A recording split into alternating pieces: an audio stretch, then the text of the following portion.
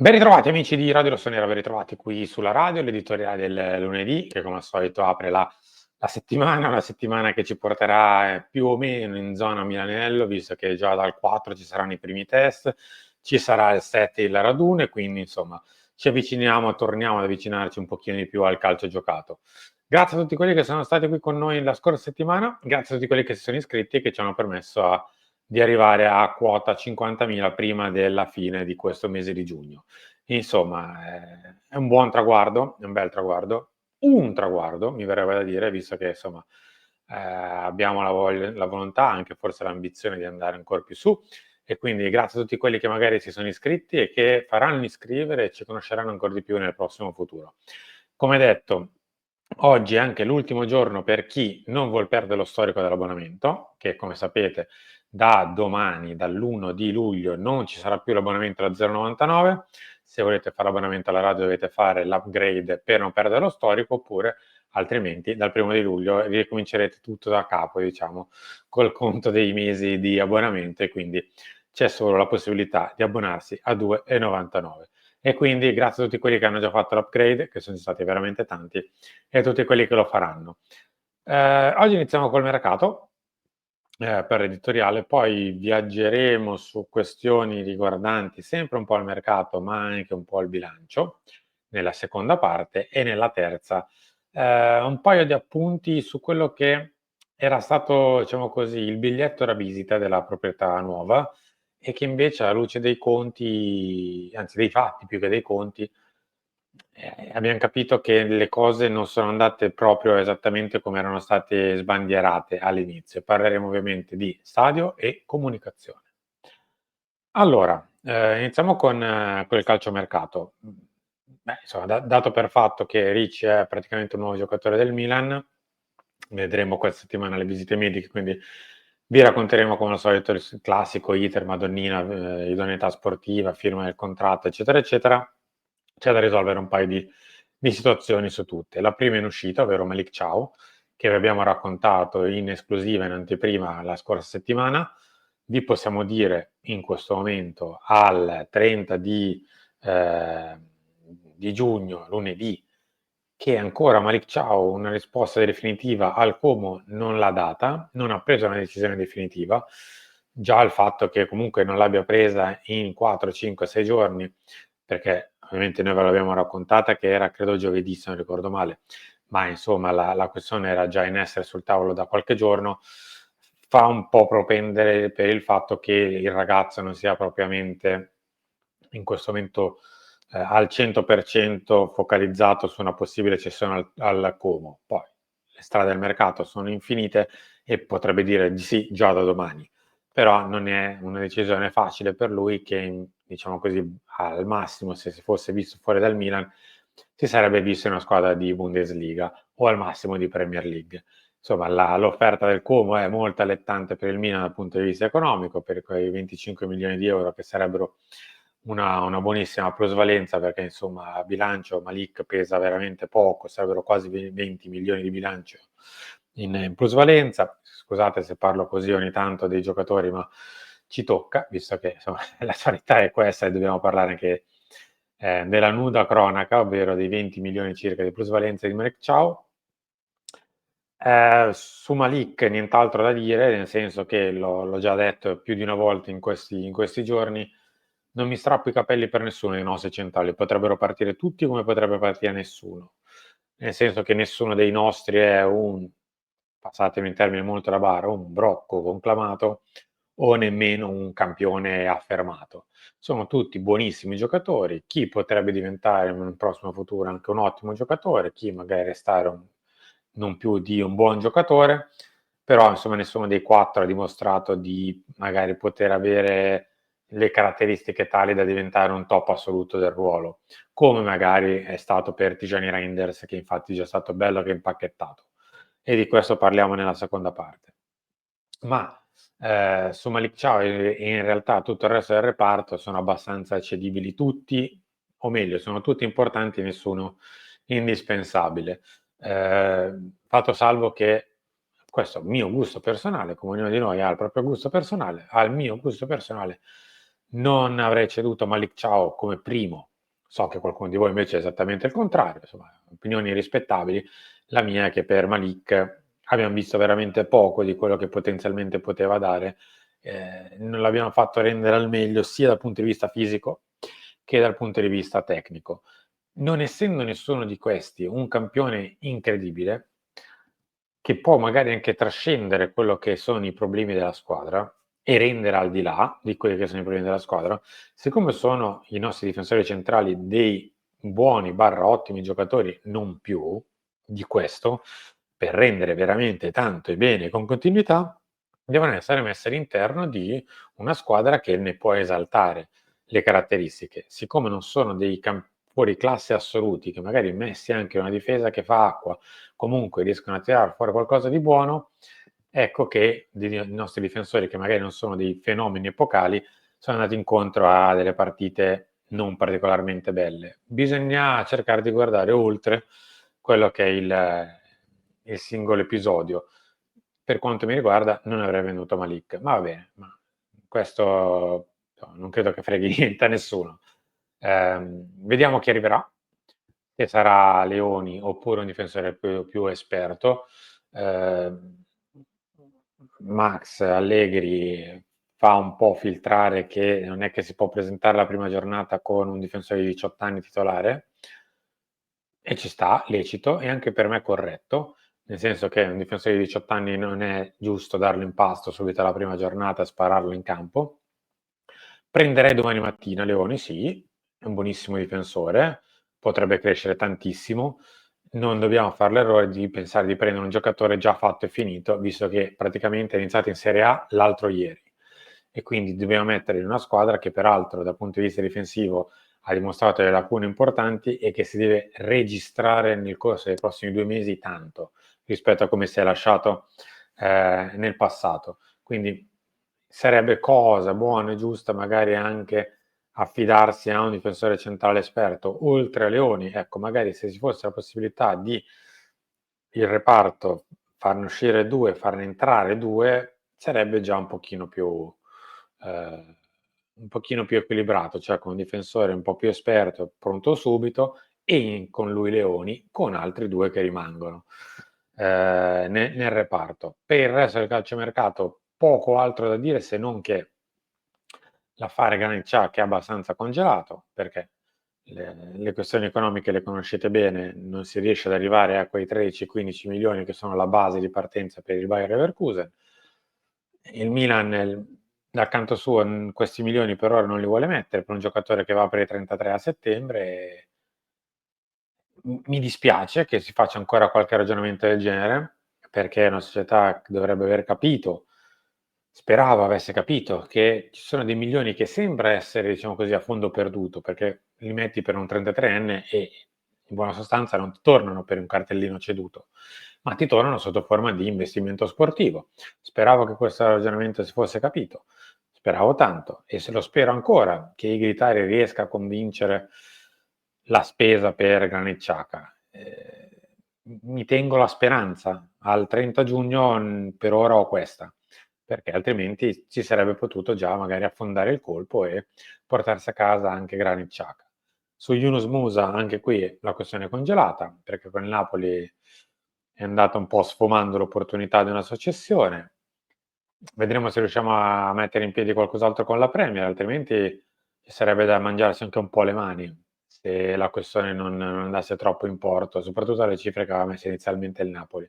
Speriamo di trovare un qualche, diciamo così, estimatore del genere in Premier League, cioè qualcuno che possa piacere un giocatore ancora da formare, un giocatore che ha ancora tanta felicità ma poca tattica, insomma, c'è da fare veramente dei ragionamenti importanti su Yunus. Per il resto l'avvertenza maggiore è quella su Yajari, ma anche qui bisogna mettere i soldi.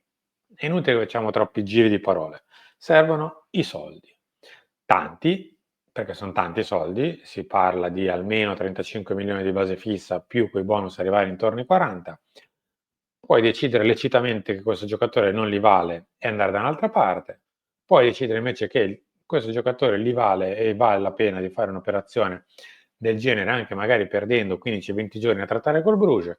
L'importante è avere idee chiare.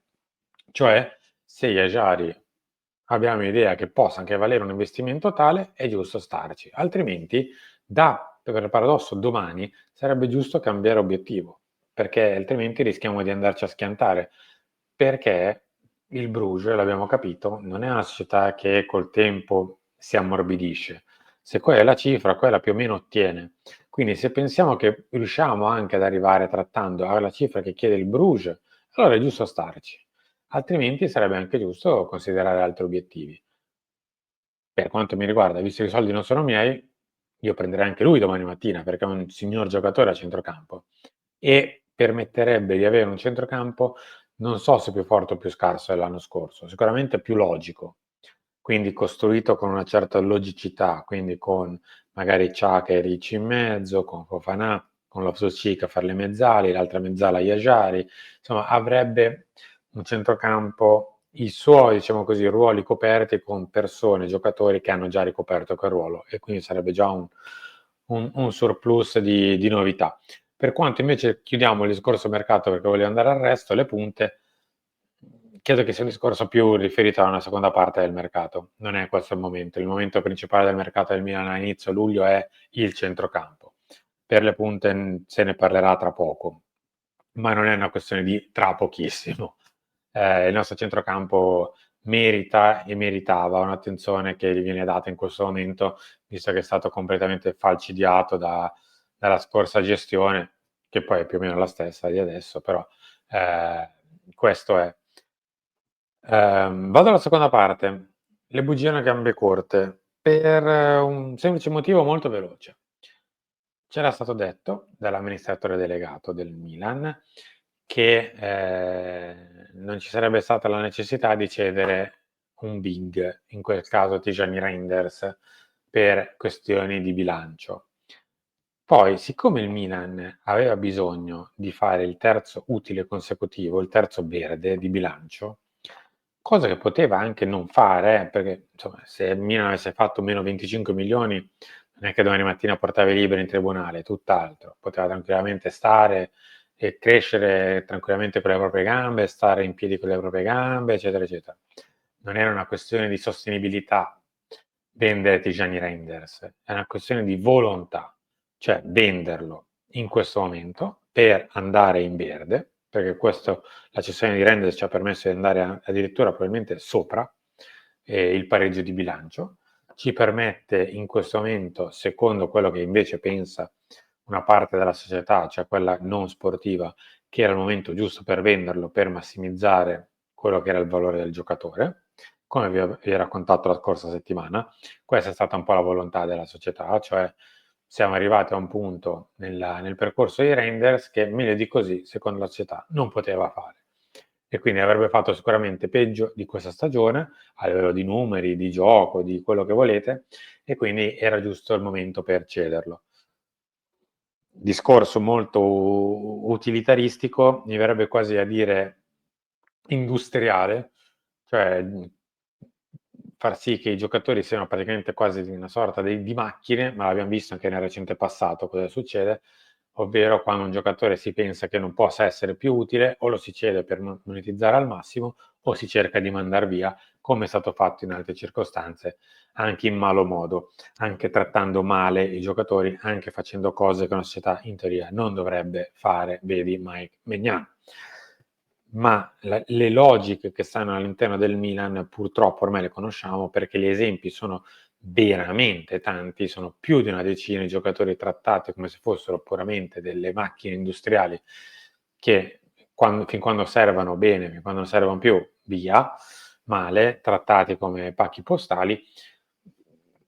Magari a qualche tifoso può anche piacere un discorso del genere, a me, mio gusto personale, piace veramente poco, ma per il semplice fatto che il Milan non è mai stato così, anzi siamo anche forse diventati tifosi del Milan, un po' tutti, perché il Milan trattava i giocatori in un altro modo e c'era anche uno spirito di famiglia che coinvolgeva dirigenti, allenatori, giocatori, tifosi, ambiente in un unico gruppo compatto e siamo anche sempre abbastanza vantati di questa sorta di familiarità del Milan.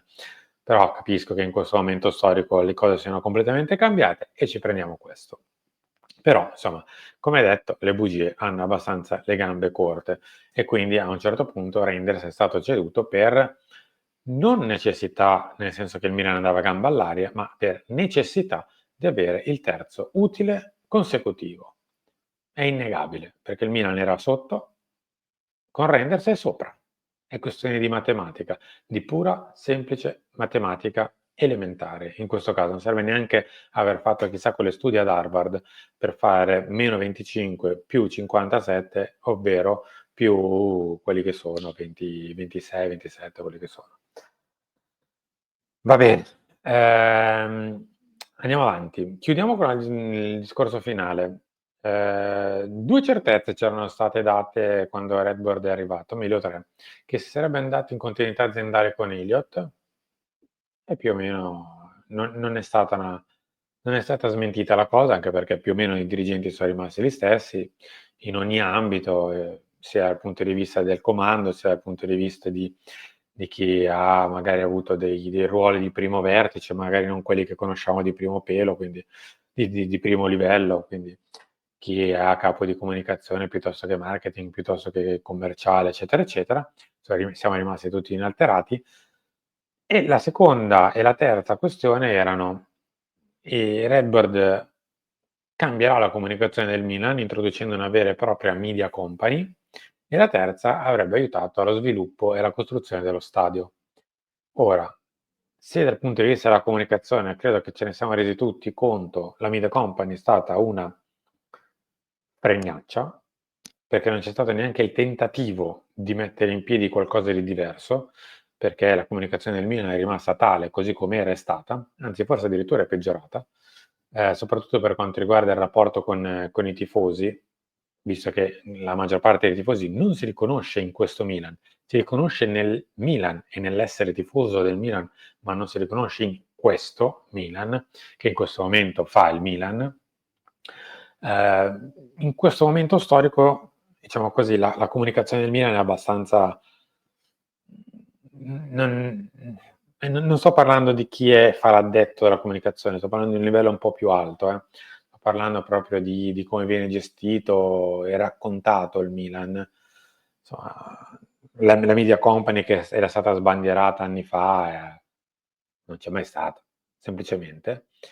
E la seconda questione, lo stadio, siamo ancora appesi a possibili ricorsi che bloccano San Siro che era stato preso, riconsiderato, poi abbandonato, poi riconsiderato per una ristrutturazione, poi ristrutturato, no, alla fine allora facciamo il nuovo San Siro, con l'Inter, senza l'Inter, da soli, ma allora andiamo a San Donato, e a San Donato andiamo avanti, ma poi quando ci accorgiamo che ci mancano le risorse, ma sai com'è?